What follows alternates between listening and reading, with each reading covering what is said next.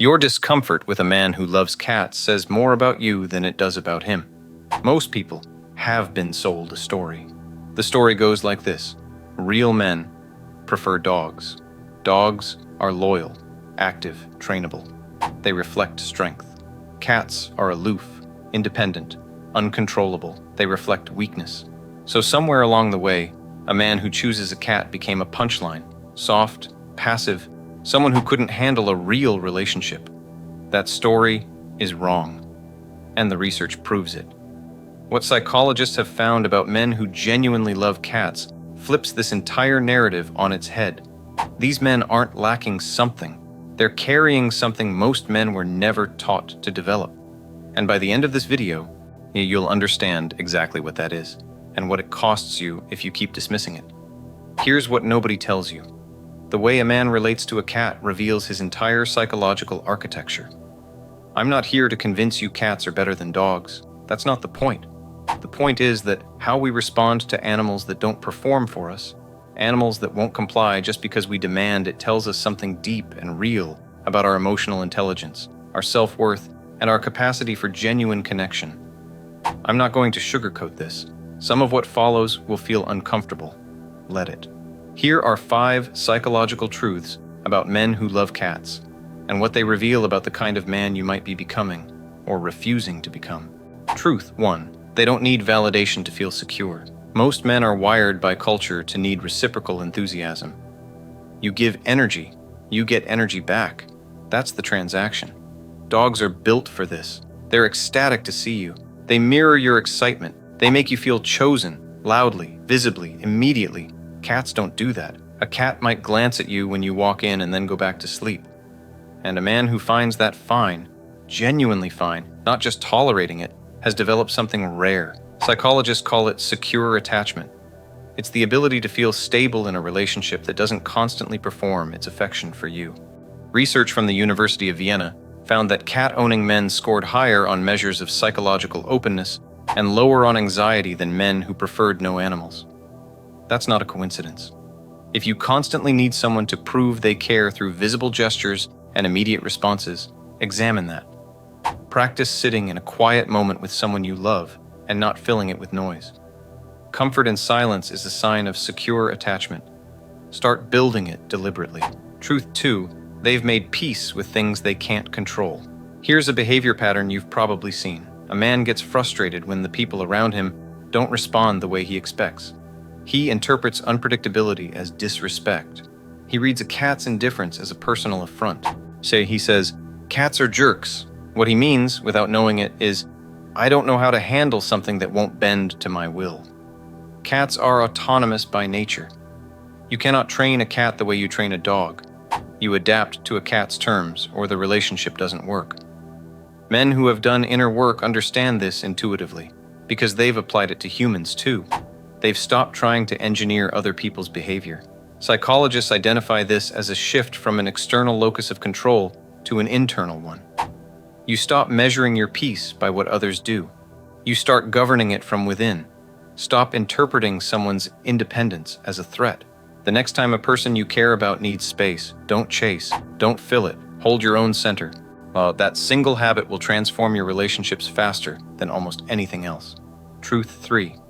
They are comfortable with emotional nuance. Most people think emotional intelligence means being expressive. It doesn't. It means being literate, able to read subtle signals that most people miss entirely. Cats communicate through microsignals, a slow blink, a tail position, the angle of the ears. Men who bond with cats become fluent in this language over time, not consciously, but through thousands of quiet observations. Studies in animal behavior show that cat owners develop a heightened ability to read low-intensity social cues in humans too. Darwin was a known animal observer. He spent years cataloging emotional expression in animals. He didn't do this because he was soft. He did it because he was paying attention at a level most people never bother with. Start reading the room differently. Before your next important conversation, notice what's happening in the other person's body, not just their words. Are they tense, distracted, performing calm when they're actually anxious? The man who can read that and respond to it is the man people trust. Truth 4, they have lower aggression and higher empathy. This one surprises people. The cultural script says men who prefer cats are less masculine. The data says something different. A 2014 study published in the Journal of Veterinary Behavior found that cat-owning men reported lower trait aggression and higher empathy scores compared to men without pets, or men who preferred dogs exclusively. A lower aggression doesn't mean passive. It means they've learned to regulate the gap between impulse and action. Friedrich Nietzsche, not exactly a soft figure, had a famous emotional breakdown over a horse being beaten in the street. He collapsed. Some historians say that moment broke him. Others say it revealed the depth of a man who felt things acutely in a world that punished him for it. You don't have to suppress your sensitivity to be strong. The man who can feel without being destroyed by the feeling is more powerful than the man who feels nothing. Practice naming your emotions with precision. Not, I'm angry, but I feel disrespected and I don't know how to respond yet. That specificity is strength. Truth 5. They choose connection over performance. Dog culture, at its worst, can become performance culture. The loyal dog reflects your worth back at you. It needs you. It confirms you matter. Some men don't actually want connection. They want confirmation.